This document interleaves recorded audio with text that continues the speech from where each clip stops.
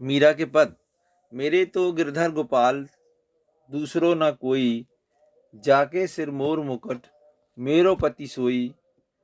छाड़ दिए कुल की कान कहाँ करिए कोई, संतिन डिग बैठ बैठ लोक लाज खोई। असुवन जल सींच सींच प्रेम बेल बोई, अब तो बेल फैल गई आनंद फल होई। दूध की मथनिया बड़े प्रेम से बिलोई, दधि मथि घृत काढ़ लियो डार दई छोई। भगत देख राजी हुई जगत देख रोई, दासी मीरा लाल गिरधर तारो अब मोई। तो इसमें तत्सम शब्दों का प्रयोग हुआ है, भक्ति रस है, शांत रस है, अनुप्रास अलंकार है और सींच सींच इसमें पुनरुक्ति प्रकाश अलंकार है। तो ये विशेष हमारा हो गया यहाँ। तो इसमें संदर्भ में तो कोई दिक्कत होगी नहीं, क्योंकि आपको पता ही चल जाएगा कि इसमें मीरा का है, मीरा लिखा भी है नीचे। प्रसंग में हम लिखेंगे कि इसमें मीरा ने अपनी जो श्री कृष्ण के प्रति भक्ति है उसका वर्णन किया है। वो श्री कृष्ण के प्रति पूर्ण समर्पित हैं, इसका वर्णन किया है।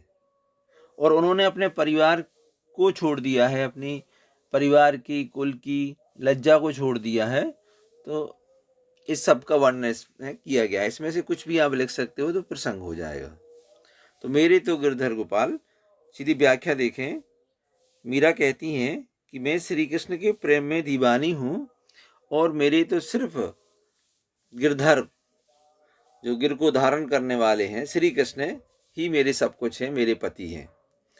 इस संसार में मेरा कोई भी दूसरा नहीं है। मेरे तो गिरधर गोपाल दूसरो ना कोई। और मेरे पति कौन है? वो हैं जिनके सिर में मोर पंख है, मोर का मुकुट है, वही मेरे पति हैं। जाके सिर मोर मुकुट मेरो पति सोई। छाड़ दिए कुल की कान, मैंने अपने परिवार की इज्जत को, लज्जा को, शर्म को त्याग दिया है।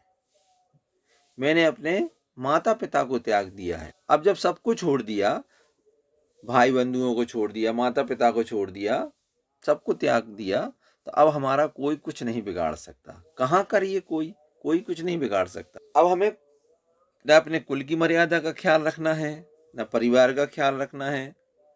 अब मेरे कौन है? मेरे तो सब कुछ श्री कृष्ण है। मैंने तो अब संसार की माया और मोह सबको त्याग दिया है। अब तो मैं कहाँ बैठती हूँ? संतों के साथ बैठती हूँ। संतन ढिग बैठ बैठ, मैंने संतों के साथ बैठना सीख लिया है, उनके पास ही बैठती हूँ। और अब हमें लोगों की और संसार की लज्जा की कोई चिंता नहीं है। लोक लाज हमने अब त्याग दिया है, लोक लाज को। आंसुअन जल सींच सींच प्रेम बेल बोई, और मैंने अपने आंसुओं के जल से सींच कर यह प्रेम की बेली आगे बढ़ाई है, जो श्री कृष्ण के प्रति है। और अब क्या हो गया? अब तो बेल फैल गई। अब तो वह प्रेम की जो बेल थी वह फैल गई है और अब आनंद देने लगी है। आनंद रूपी फल इसमें लग गए हैं। अर्थात मैंने रो रो कर श्री कृष्ण को प्राप्त करने के लिए, या कहें कि हमने उनको प्राप्त कर लिया है, और अब मुझे इस प्रेम में आनंद आने लगा है। आंसुअन जल सींच सींच, आंसुओं के जल से सींच कर यह प्रेम की बेली को बोया है और अब यह फैल गई है और मुझे आनंद देने लगी है। दूध की मथनिया बड़े प्रेम से बिलोई, मैंने दूध में मथानी डालकर प्रेम पूर्वक बिलोया है, और उसमें जो मक्खन निकला है, उस मक्खन को मैंने ग्रहण कर लिया है। छाछ भी उसमें बची है, अब उसको जो चाहे पी ले। इसका तात्पर्य है कि इस संसार में मैंने अच्छे ढंग से चिंतन किया है, मनन किया है और भगवान की भक्ति की है, और भगवान की भक्ति करके उसका सार निकाल लिया है, मक्खन निकाल लिया है। तो सांसारिक माया मोह हमने देख लिया कि ये सब बेकार हैं, छाछ के समान हैं, इसको फेंक सकते हैं। जब हम दही को बिलोते हैं तो उसमें से मक्खन भी निकलता है और छाछ भी निकलती है, मठा निकलता है। तो यहाँ पर मीरा कह रही है कि हमने मक्खन ग्रहण कर लिया है, मैंने जान लिया है कि संसार असार है और भगवान की भक्ति ही सब कुछ है। दूध की मथनियां बड़े प्रेम से बिलोई, दधी दधी यानी दही को मथा, घी निकाल लिया, घृत काढ़ लियो और डार दियो छोई, और देख लिया कि इस संसार की माया मोह उस छाछ के समान है, उस मठा के समान है जिसे हमें छोड़ देना चाहिए। तो इसलिए मैंने इस संसार से कोई नाता नहीं रखा, सबको छोड़ दिया, सबको छोड़ दिया। और भगत देख राजी हुई। अब तो मुझे जो भगवान के भक्त हैं उनको देखकर ही प्रसन्नता होती है, उनको देखकर उनमें रम जाने के लिए उनके साथ बैठने का मन करता है। भगत देख राजी हुई और जगत देख रोई। और जो संसार की माया मोह में फंसा है उसको देखकर मुझे रोना आता है कि देखो ये अपने जीवन को कैसे नष्ट कर रहे हैं। तो दासी मीरा लाल गिरधर तारो अब मोई, और दासी मीरा जो भगवान में रम गई हैं, भगवान की भक्त हो गई हैं, वो भगवान श्री कृष्ण से प्रार्थना कर रही हैं कि दास मीरा लाल गिरधर, हे मेरे प्रभु, हे मेरे पति श्री कृष्ण, अब इस संसार सागर से मुझे पार करो, मेरा उद्धार करो। ऐसे प्रश्न आएंगे जो हमसे बनना चाहिए। जैसे कि इसी पद में एक प्रश्न है कि मीरा किसके प्रति समर्पित है और क्यों? बताओ जल्दी से उत्तर। मीरा गिरधर के प्रति समर्पित है क्योंकि उन्होंने उनको अपना पति और सब कुछ मान लिया। तो गिरधर की अपेक्षा अपन कहें गिरधर या गिरी को धारण करने वाले अर्थात श्री कृष्ण को अपना पति मान लिया है, ठीक है, और उन्हीं के प्रति वो समर्पित है। चलो ठीक। अगला प्रश्न है कि मीरा किन्हें देखकर रोती है और क्यों? कोई और बताए। सर वो संसार के मतलब और लोगों को देखकर रोती है कि मतलब ये कितने मतलब मूर्ख हैं, भगवान की भक्ति नहीं करते, जो संसार के मोह माया में फंसे हुए हैं। हाँ। शाबाश शाबाश, ठीक है बेटा। अब कुछ ये तो है अर्थ संबंधी जो अपन ने पाठ पढ़ा, ऐसे अर्थ संबंधी प्रश्न है आप लोगों से बनेंगे, समझ में आ गया।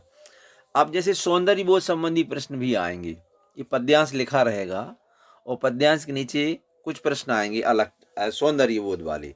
सौंदर्य बोध मतलब आप लोग इसमें अपन क्या करेंगे, कुछ तो अपन ले लेंगे उसके अर्थ भी ले लेंगे और कुछ ले लेंगे अपन उसमें जो कला पक्ष है उसको ले लेंगे। जैसे कि एक प्रश्न है कि काव्यांश का भाव स्पष्ट कीजिए, तो इसका उत्तर कैसे लिखेंगे? ये एक नंबर का आ गया, मान लो कि काव्यांश का भाव स्पष्ट कीजिए, तो क्या लिखोगे? सर इसमें को मतलब मीरा की भगवान कृष्ण के प्रति भावना जो है, ठीक है, हाँ, श्री कृष्ण के प्रति अपन को तो वही दिमाग में रखना है कि मीरा श्री कृष्ण के प्रति पूर्ण समर्पित हैं, वो श्री कृष्ण की दीवानी हो गई हैं और उन्होंने जान लिया है कि संसार असार है, सिर्फ श्री कृष्ण की भक्ति ही सब कुछ है, उसी में ही सार है। यही है पूरे काव्यांश का भाव, ठीक है, बनेगा? Yes sir. चलो ठीक। अगला प्रश्न है इसका जो है कि काव्यांश की भाषागत विशेषताओं पर प्रकाश डालिए। ये बड़े टेढ़े से प्रश्न आएंगे अब परीक्षा में, इसको हमें तैयार रहना है। प्रश्न फिर से सुन लें ध्यान से कि काव्यांश की भाषागत विशेषताओं पर प्रकाश डालिए। अब इसके लिए आपको जो काव्यांश आएगा, काव्य का अंश आएगा, उसमें से उसकी भाषागत विशेषताएं यानी भाषा के बारे में बताना है। तो हम कैसे लिखेंगे? तो ज्यादा हमें कुछ याद नहीं करना है और मन से लिखना है। तो हम कैसे लिखें? हमने शुरू में बताया था वो ही लिखना है और कुछ नहीं करना। तत्सम शब्दों का प्रयोग। हाँ शाबाश। और ब्रज भाषा। हाँ मीरा का कृष्ण के प्रति समर्पण। हाँ शाबाश, बस बस यही, बस अपन को ज्यादा घबराना नहीं है कि क्या आ गया। दिक्कत इतनी है कि अगर हमने सोच लिया कि ये क्या आ गया, हम कैसे लिखेंगे, और वही समस्या आ गई। अगर आपने सोचा कि नहीं हमसे बन जाएगा तो बन जाएगा। फिर तो आप शुरू ऐसे करोगे इस प्रश्न का उत्तर लिखने के लिए कि मीरा ने जितने भी पद लिखे हैं वो गाने के लिए हैं, वो गाए गए हैं, तो उनमें लय है, उनमें ताल है, उनको गाया जा सकता है, उनमें भाव है, ठीक है। फिर अगर आप देखें ध्यान से तो इसमें कहीं कहीं मुहावरे का प्रयोग किया गया है, तो आप लिख सकते हो कि मुहावरों का प्रयोग हो, और जैसा आपने अभी बताया कि अनुप्रास अलंकार है, तत्सम शब्द हैं, और एक और बताया था हमने, कोई बताओ अगर एक। शांत रस बताया था, एक और बताया था कुछ, भक्ति रस, और एक और बात, पुनरुक्ति प्रकाश अलंकार। हाँ, पुनरुक्ति प्रकाश अलंकार। ठीक है, तो शुरू में हो गया ये, तो अपन को भाषागत में ये सब आ जाएगा। चलो बढ़िया, अच्छा तुम लोग कर रहे हो, और अब कोई दिक्कत नहीं, बनेगा आप लोगों से। अगला देख लें। पग घुंघरू बांध मीरा नाची, मैं तो मेरे नारायण सु आपई हूँ गई साची। लोग कहें मीरा भई बाबरी, न्यात कहें कुलनासी, विष का प्याला राणा भेजा, पीबत मीरा हासी। मीरा के प्रभु गिरधर नागर, सहज मिले अविनाश। तो इसमें संदर्भ पूर्वत है, विशेष के लिए भी वही सब है। श्री कृष्ण के प्रति प्रेम है, पति रूप में उन्होंने वर्ण कर लिया है। बहुत ही अच्छे अलंकार, अनुप्रास अलंकार का बहुत सुंदर यहाँ वर्णन है। संगीतात्मकता है, लय है, इसे गाया जा सकता है। शांत रस का इसमें वर्णन है। व्याख्या। मीरा अपने प्रभु श्री कृष्ण के प्रति प्रेम का वर्णन करते हुए कहती हैं कि हे प्रभु, अब तो मैंने अपने पैरों में घुंघरू बांध ली है, और आपके प्रेम में पागल हो गई हूँ, और अब तो मैं नाचने लगी हूँ। मुझे अब किसी की कोई चिंता नहीं है, मैं आपकी दासी बन गई हूँ। पग घुंघरू बांध मीरा नाची, मैं तो मेरे नारायण सु, मैं अपने प्रभु श्री कृष्ण के प्रेम में मगन हो गई हूँ, उनकी दासी हो गई हूँ। अर्थात मैं अपनी इच्छा से कृष्ण की दीवानी हो गई हूँ।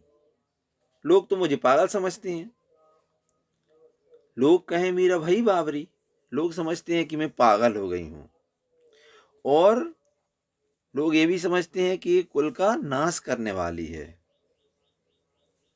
सब लोग कुल नाशनी भी कहते हैं, क्योंकि प्रेम में दीवानी है। सभी कहते हैं कि पूरी मिट्टी में मिला देगी, पूरी नाश कर देगी, जो इज्जत है परिवार की, इसको मिट्टी में मिला दे। मेरे जो राणा जी हैं, देवर, उन्होंने मुझे विष का प्याला भी भेजा मारने के लिए, जिससे मैं मर जाऊं, मगर मैंने पी लिया, हंसते हंसते पी लिया, और मेरा कुछ नहीं बिगड़ा। तो कृष्ण के प्रेम के कारण कुछ नहीं हुआ। मीरा के प्रभु गिरधर नागर, सहज मिले अविनाशी। और मीरा कहती हैं कि मेरे तो सिर्फ गिरधर गोपाल हैं, श्री कृष्ण हैं, और मुझे सहज ही, बड़े आराम से, बिना किसी परेशानी के उनके दर्शन हो गए हैं।